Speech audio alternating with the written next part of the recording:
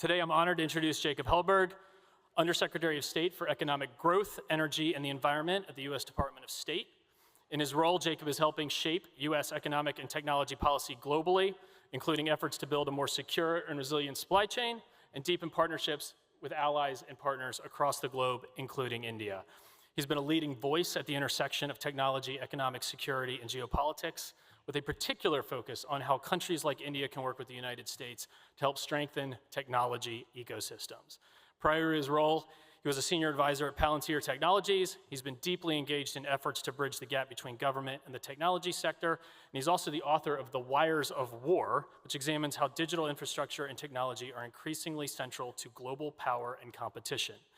Joining him for the conversation, just off a flight from Africa, is Tucker Foote, Chief Government Affairs Officer and Policy at MasterCard. Tucker will help guide the conversation, which I'm very much looking forward to, so please join me in welcoming Tucker to the stage and Jacob. Thank you for that introduction, Chris. When we were backstage, Chris was looking at his notes and he had this long list for the introduction for the Undersecretary, and he said, "I don't have anything for you." And I said, "Don't worry, I'm used to that." So that was more than I was expecting. I appreciate it. It's great to be here with everyone. I'm Tucker Foote. I lead the Government Affairs and Policy team at MasterCard. We are so proud to be a member of USISPF. We're so proud of our efforts in India. India is our second largest workforce outside of the US. Pune is the home to our largest tech hub around the world. And we love the partnership with them and with the USISPF. So congratulations on this rich program that this group has put together. One of the common questions that comes up over and over when we talk about US-India relations is how we can build technology together in a protected and secure way. So I'm honored to be on stage with the gentleman, Undersecretary Helberg, who has advanced that conversation tremendously and has done great things at the State Department. So looking forward to getting into that in our short time here. So Undersecretary, thank you for joining us. It's great to be here. Thanks for having me. Of course. I want to start with Paxilica. We are 6 months in, and what started as a small number of founding companies has grown to, at last check, 24. So my question is, as this continues to grow, and we're keeping a keen eye on it and fully supportive, how do you keep so many different interests aligned and moving forward? So it's great to be here, and for us, India is an incredibly important partner. It was an early signatory to the Paxilica Declaration. I had the privilege of traveling to India back in February for the India's AI Impact Summit, where we not only marked India's accession to Paxilica, but also published a joint statement on AI opportunity with India, which actually ended up shaping the statement that we co-signed with 35 countries last week at our second Paxilica Summit. The way that I think of Paxilica is a coalition of capabilities, which means that each country brings to bear their unique attributes and capabilities to the table in different ways. I think we are all unified behind the goal of we want to seize the opportunities of the future because we see technology and AI as being a significant tailwind to the global economy, a significant vector of economic growth for our people. And we all recognize that the current status quo of the supply chain can't continue. The supply chains are, as they stand today, are too overly concentrated geographically and thematically in some places. And they need to be diversified. They're prone to too many single points of failures. And so on those high-level goals, everyone agrees. And people also recognize that different countries just have different attributes that allow them to make contributions that are unique to their economies. With India, India is especially interesting because it's not only a country with whom we have a deep values alignment, but India obviously is the only country on earth that fundamentally rivals China with respect to the depth of its engineering workforce and talent pool. It's also a country that has a very deep mineral refining industry by ex-China standards.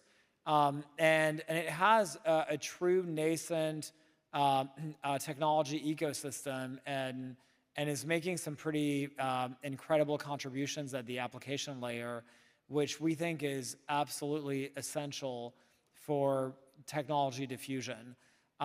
If I could just end on one point, I think one of the crucial, key points of the joint statement that we signed with India and with other countries is entirely based on the premise and the belief that our tech industry is a pie that grows. And the reason that that is so important is that we don't view it as a zero-sum game. Therefore, we are not threatened by the success of other companies in that space because we think the supply chain is a succession of different layers, but that there is no hard ceiling to innovation. There's no limits to new layers that can get built on top of others. If you look back 20 years ago when Microsoft Windows was one of the world's greatest innovation in the tech industry, and just look at how far we've come since then and how many different new layers in terms of not just software, but desktop applications, but smartphones, mobile apps, now large language models. A lot of people are saying that large language models will effectively be an operating system that will live beneath a whole new AI application layer and agentic AI applications that have yet to be built. And so that is fundamentally important because we view the success of our companies as actually being fundamentally aligned with the success of other players in this space.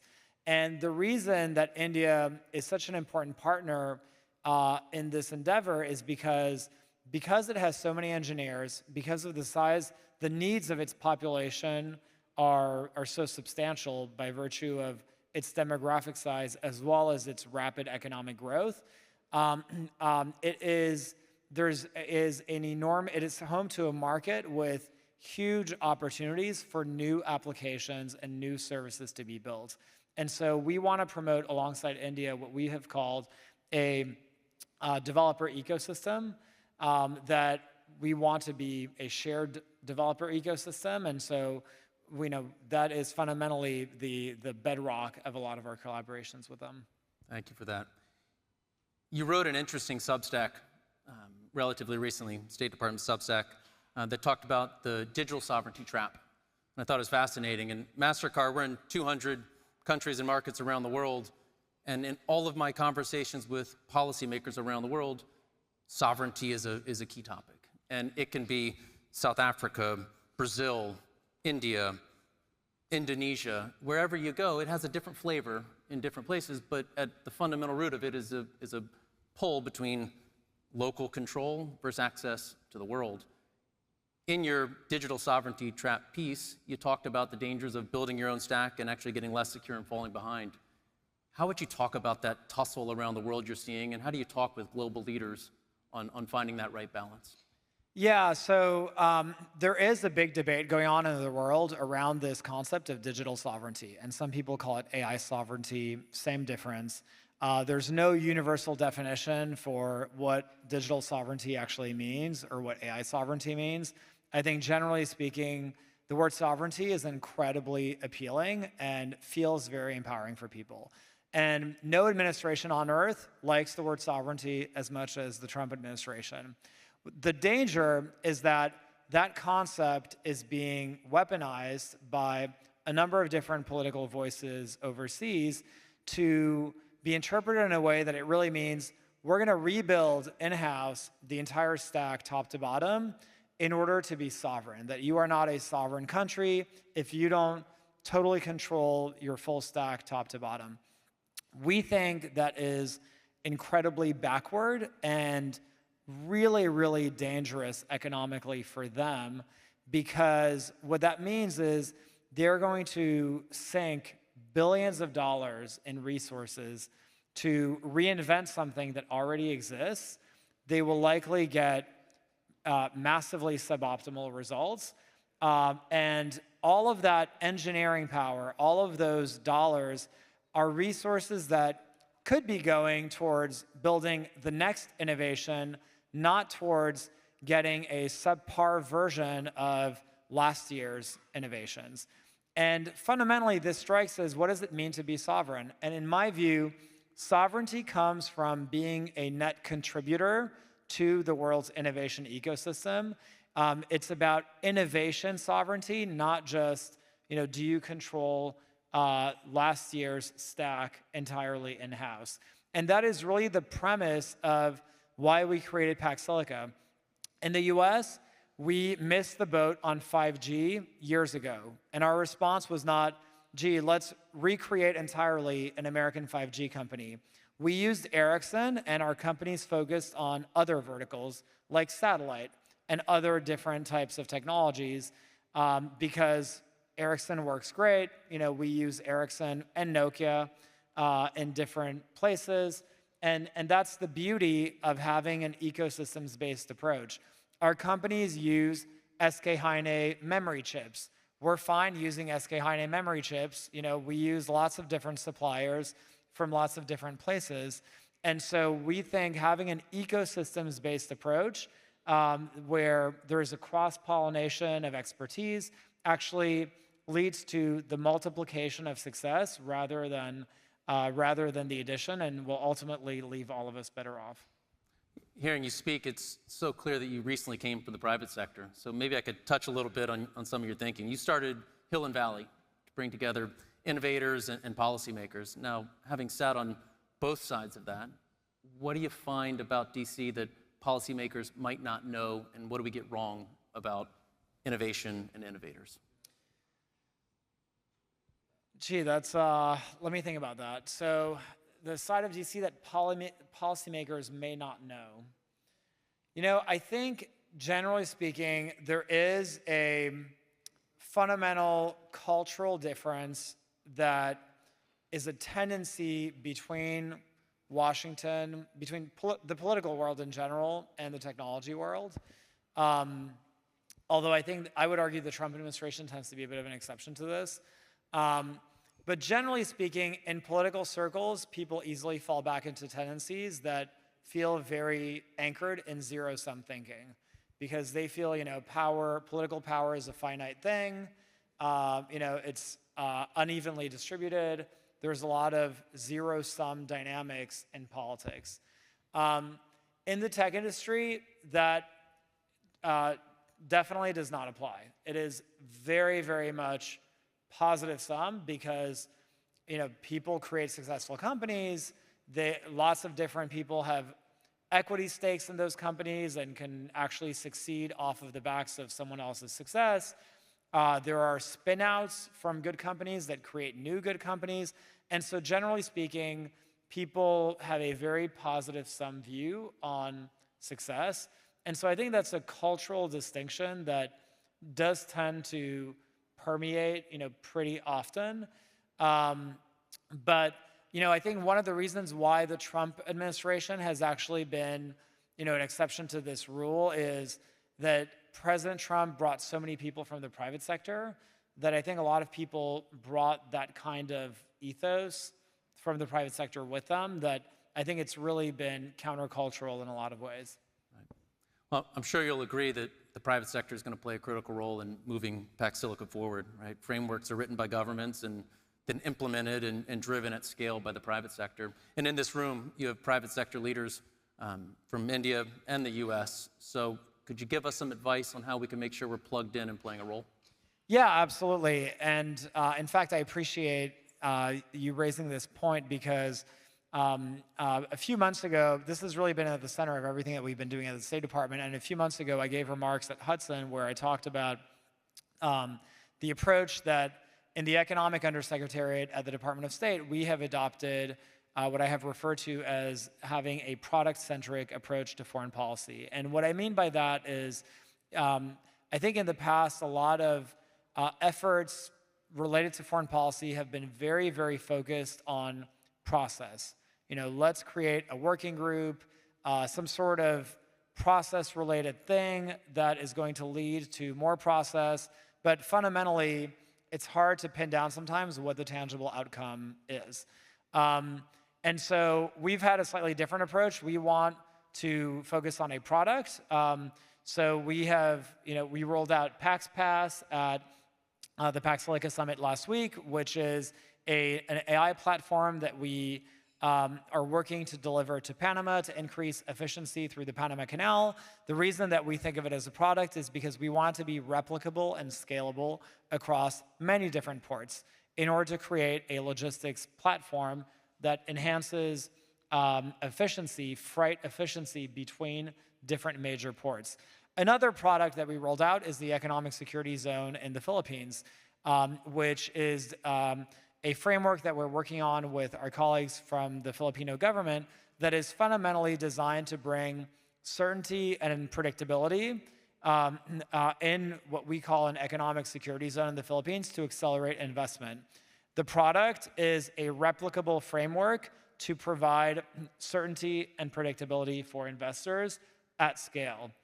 If we get it right in the Philippines, our hope is to replicate it in other places where it makes sense to have industrial build-outs that help us secure key inputs that we need for our supply chains. Another product is a partnership that we did with Stanford that we also announced last week to create a curriculum on advanced manufacturing, because our system does not treat manufacturing as a standalone discipline. You can major in computer engineering, you can major in mechanical engineering, but very few institutions teach manufacturing as a standalone science. And fundamentally, if manufacturing is to reshore to this country, it will look totally different than the way that it looked when it left this country 30 plus years ago.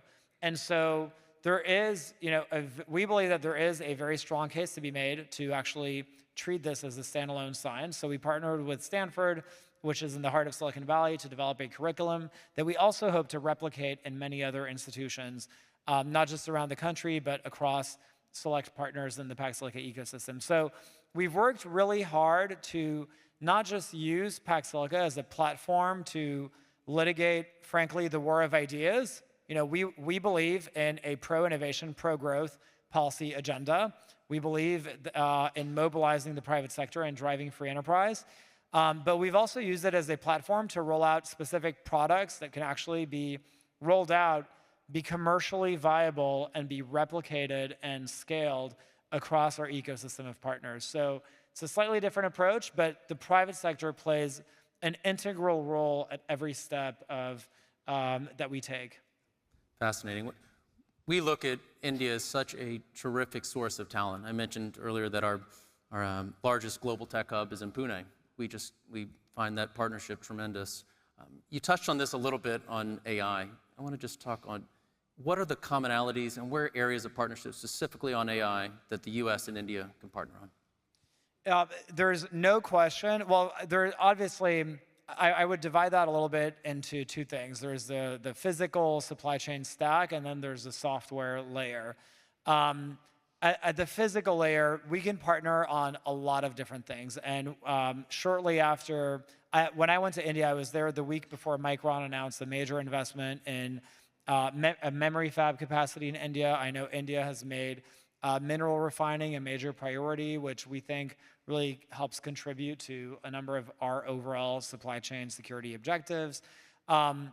So I think broadly speaking, we want to increase production capacity outside of China in order to de-risk our overall overconcentration with China. So that's number one. Number two, at the software layer, we think India can be a transformative partner to develop a very, very dynamic AI developer ecosystem. Obviously, the most powerful platforms are platforms that have the most users, the most vibrant marketplaces, and we think exposures to different use cases, different kinds of markets actually help inform our entrepreneurs and make them more competitive. So we think it will actually benefit everyone by encouraging entrepreneurship in India and allowing the use of American platforms as developer tools to develop new Indian companies and startups for the Indian market. So I think there's a whole breadth of collaboration that we can engage with. That's great. Undersecretary Helberg, you've been candid and honest in all these answers, and we're so appreciative, and it's been very informative. I'm going to get you out of here on one last question. We're celebrating the 250th year here in the US this year. And so let's just fast forward just 5 years. If Pax Silica is a success, what does that look like to all of us in the room? The goals are very tactical and simple. We want a future where we have supply chain reliability and predictability for our companies. We don't want any of our companies to have to ask anyone for permission in order to get access to the inputs they need to make things in America or in India. We want all of our companies to have that level of economic security, number one. And number two, we want a future with abundance, where you can actually scale production quickly and easily in order to have abundant memory chips, abundant logic chips, abundant minerals, abundant all of the inputs that we need that are currently massively supply constrained, and that some companies in China are trying to take advantage of those supply constraints to fill the void in global demand with their products. So we think we will compete by through a strategy of abundance and supply chain reliability, and we certainly are working very hard to get there. Well, Undersecretary Helberg, thank you for the time. Look to USISPF and all of us in this room as a partner. Thank you. Thanks for having me. Appreciate it.